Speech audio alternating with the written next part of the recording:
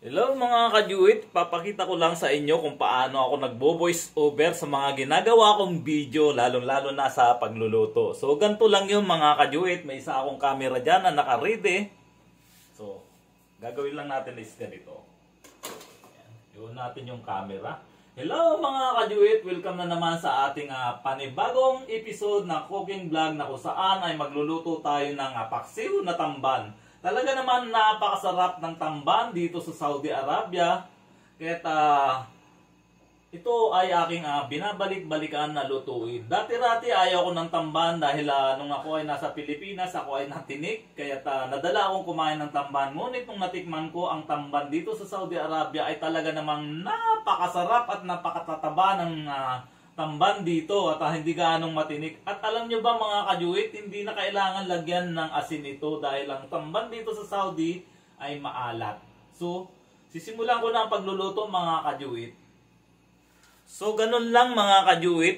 Ipupost ko yung video tapos isusunod ko kung ano yung mga dapat kong gawin para hindi na ako masyadong nag-i-edit sa aking pagbo-voice over sa ginagawa kong video. Sana may mapulot kayong technique sa paggawa ng video, lalo-lalo na sa pagbo-voice over. So dahil pinost ko yung video mga kajuit, ngayon itutuloy ko yung next step na gagawin ko. So voice over ulit tayo. On lang itong ating camera. So ayan mga kajuit, dahil na-prepare ko na yung mga rekado na aking gagamitin ay ilalagay ko lang dito sa aking kawali. Ayan, luya. Hiniwa ko ito ng maninipis. Maglalagay rin ako ng bawang para medyo babango yung ating paksiw. Siyempre ginayat na sibuyas at saka siling haba. Lalagay din ako ng kamatis. Yan, hilaw na kamatis. Sasalansan lang natin mga kajuit sa pinakailalim. At saka ako ilalagay itong isdang tamban. 5 piraso. Ito yung natirang piniritong tamban namin nung isang araw. Kailangan natin magtipid-tipid kaya dinibay-dibay natin yung mga ulam. So, hindi na natin kailangan lagyan ng asin ito mga kajuit dahil ito ay maalat na. So, lalagyan ko na lamang siya ng suka. Ayan. At saka ako, siyempre, iwan na natin yung ating lutuan at saka tatakpan.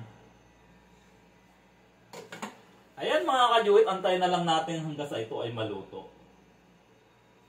Hello mga kajuit, welcome na naman sa ating panibagong cooking vlog na kung saan magpapaksiw ako ng isdang tamban. Talaga namang napakasarap ng tamban dito sa Saudi Arabia. Dati-rati ayaw kong kumain ng tamban dahil noon ay ako ay natinik.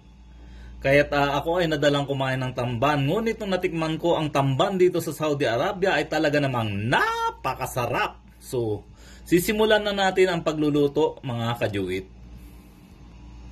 So, ayan mga kajuit, dahil na-prepare ko na yung mga rekado na aking gagamitin ay ilalagay ko lang dito sa aking kawali. Ayan, luya. Hiniwa ko ito ng maninipis. Maglalagay rin ako ng bawang para medyo babango yung ating paksiw. Siyempre ginayat na sibuyas at saka siling haba. Lalagay din ako ng kamatis. Yan, hilaw na kamatis.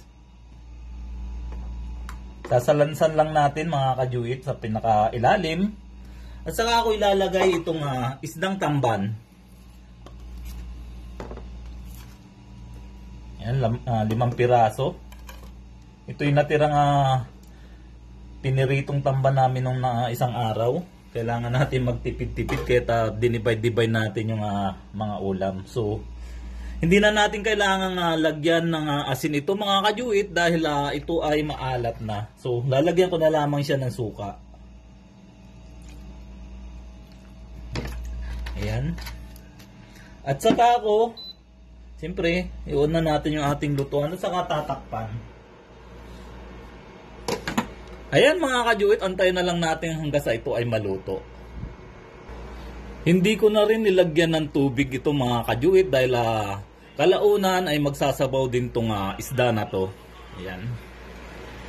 Papansin nyo, kumukulo na siya.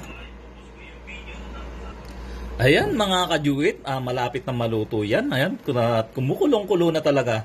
Talagang napakasarap nitong tamban na ito mga kajuit. Mapapansin nyo, ang lalaki ng tamban dito sa Saudi. Kung tutuusin, maliit pa nga ito eh. Yung may mas malaki pa dyan, mas malapad, mas masarap iihaw. So, talagang nakakatakam at napakalasa ng tamban dito sa Saudi mga kajuit. So, tatakpan ko lang ulit mga kajuit para tuluyan na itong maluto.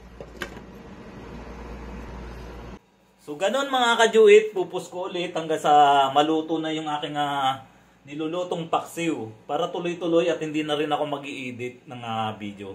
Ganito ang technique ko sa paggagawa ng video mga kajuit sa aking pagbo-voice over.